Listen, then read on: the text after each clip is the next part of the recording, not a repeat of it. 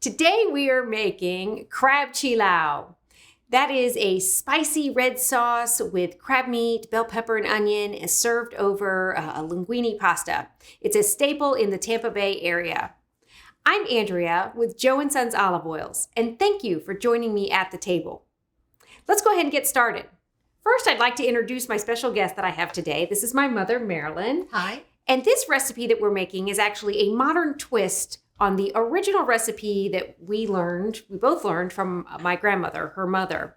And this actually is, I mentioned that it was a staple in Tampa.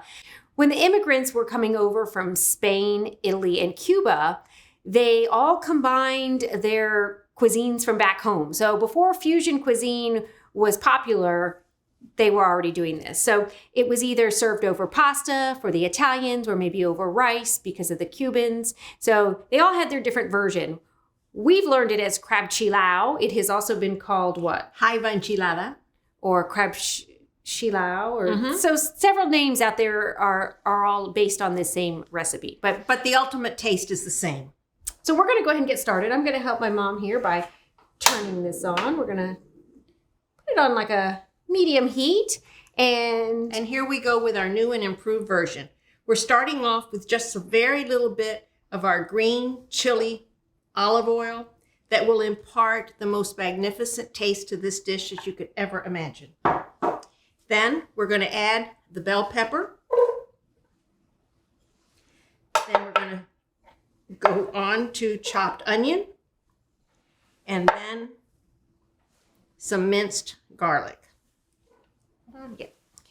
With this, I'm going to grab my little spoon and start stirring. And this is going to be over medium heat for a couple of minutes. You just want the bell pepper to be a little bit softer and that the onions become a little bit translucent. You don't want to cook this over high heat so that the onion and the garlic starts to burn, because then you'll get an acrid taste that is not very appealing. Okay, and while she's doing that, I'm just taking some kitchen shears, and I have here some whole canned tomatoes in its juice, and I'm just taking some kitchen shears and chopping them up. You can also do it with your hands. That's how my grandmother used to do it. She used to open up the can and she'd reach into that can and just crush them up.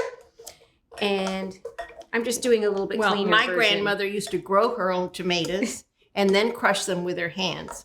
But she also used to walk 10 miles to school too, but that's another story. Uphill both ways? Yeah. Okay, so we've got that. Are those starting to get a little bit tender? Yes, they are. Did you season it with a little bit of salt and pepper? No, but I guess I should. Here's a pinch of salt.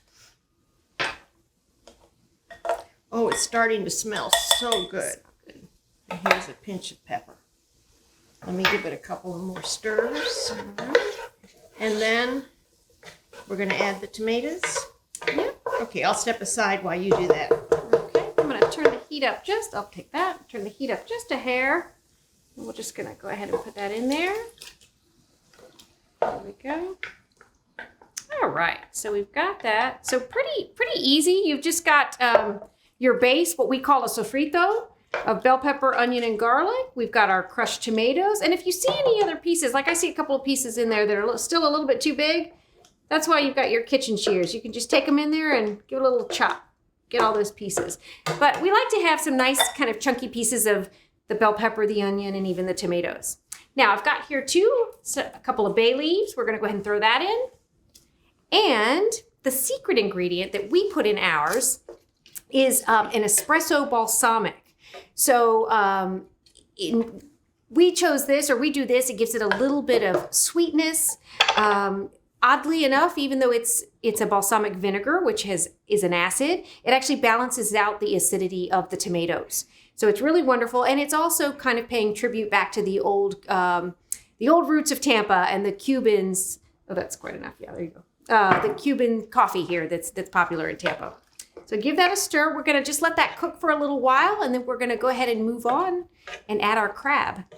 So this has been cooking now for about 20 minutes, and so all the flavors have blended together and begun to marry. So now we're just going to fold in our crab meat.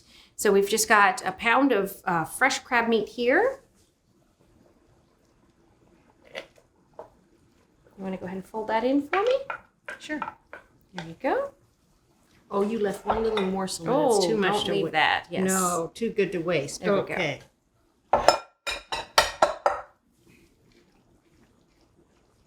So when you do this, the reason I said to fold it in is that you don't want to break up all that beautiful crab meat.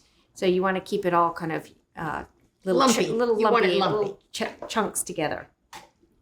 And so we'll let that cook a little bit longer, another 10 minutes or so. And there you have it. It's really that simple. It's this crab spicy stew that you can serve over rice, or in our case, in a moment, we're going to plate it up on some pasta. It's been cooking for a while. All those flavors have married, and so now we're just going to do something so simple and plate it up on a beautiful plate of linguine here. So go ahead and give it a nice scoop. And then, ooh, that looks great. And some of that yummy juice. And look at how the crab meat still stayed lumpy, so you're going to get a good mouthful. All right, and then we're just going to top it off. We always like to add a little element of freshness, so just a little bit of parsley right on top. And now you can go ahead and turn that off. The important part, the tasting. Ooh, I've got some of that yummy crab in there. Mmm. It's delicious. Ooh, You did a great job. Thank you. I can't wait to try it. Wonderful. This is Andrea and Marilyn from Joe & Sons Olive Oils. Thank you for joining us today at the table. For these and other great recipes, check out our website at joeandsonsoliveoils.com.